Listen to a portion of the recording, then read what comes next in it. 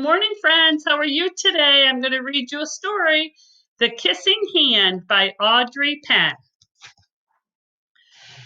Chester Raccoon stood at the edge of the forest and cried. I don't want to go to school, he told his mother. I want to stay home with you. I want to play with my friends and play with my toys and read my books and swing on my swing. Please, may I stay home with you? Mrs. Raccoon took Chester by the hand and nuzzled him on the ear. Sometimes we all have to do things we don't want to do, she told him gently, even if they seem strange and scary at first. But you will love school once you start. You'll make new friends and play with new toys. Read new books and swing on new swings. Besides, she added, I know a wonderful secret that will make your nights at school seem as warm and cozy as your days at home. Chester wiped away his tears and looked interested. A secret? What kind of secret? A very old secret, said Mrs. Raccoon. I learned it from my mother, and she learned it from hers.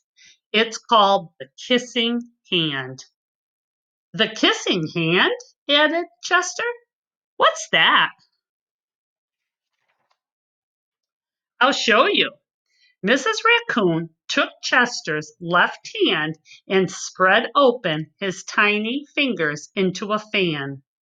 Leaning forward, she kissed Chester right in the middle of his palm.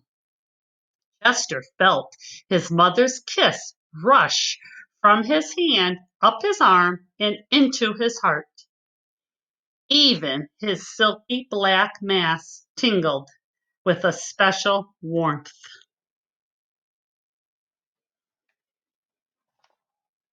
Mrs. Raccoon smiled. Now, she told Chester, whenever you feel lonely and need a little loving from home, just press your hand to your cheek and think, Mommy loves you. Mommy loves you.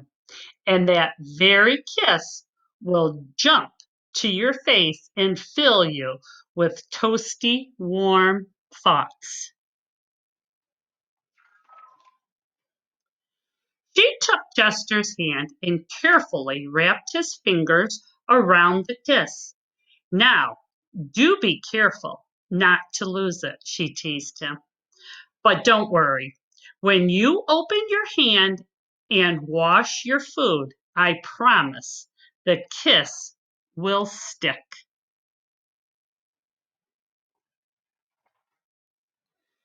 Chester loved his kissing hand. Now he knew his mother's love would go with him wherever he went, even to school. That night, Chester stood in front of his school and looked thoughtful. Suddenly, he turned to his mother and grinned.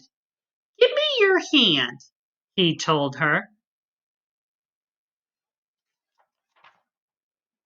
Chester took his mother's hand in his own and unfolded her large, familiar fingers into a fan.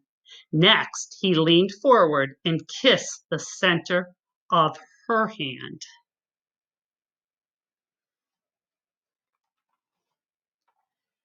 Now you have a kissing hand too, he told her. And with a gentle goodbye and I love you, Chester turned and danced away. Mrs. Raccoon watched Chester scamper across a tree limb and enter school. And as the hoot owl rang in the new school year, she pressed her left hand to her cheek and smiled. The warmth of Chester's kiss filled her heart with special words. Chester loves you, it's saying. Chester loves you.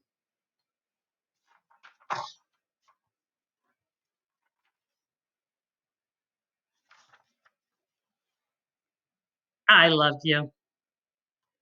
Bye, friends. Have a good day.